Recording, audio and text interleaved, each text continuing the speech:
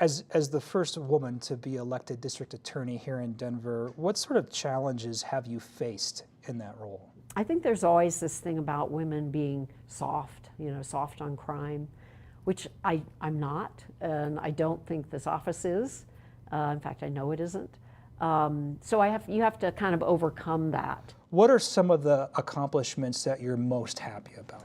On the enforcement side, I started a human trafficking unit, which has been very successful. What are some of the failures in your office that you wish you could go back and fix? I don't know that I would say they're failures. I think that the whole George Floyd protest period was a tough time for the office, and I don't know that I would have done anything differently, but I do feel like it was a challenge. It was a challenge for the office. We did not end up charging any police officers. Why is that?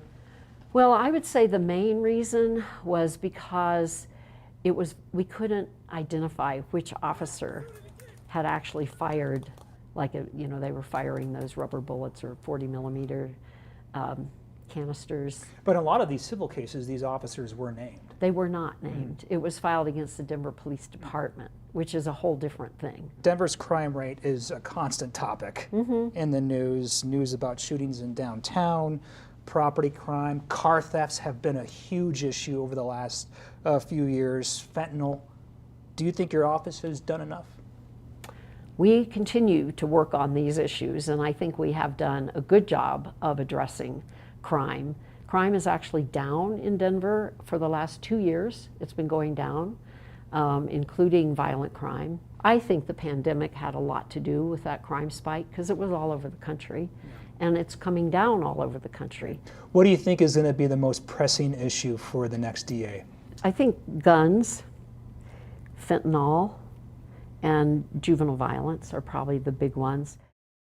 There is so much more we talked about, including her efforts to make sure domestic violent offenders do not have guns, and the Stephen Long case, a man who had murder charges dropped after a lot of public outcry.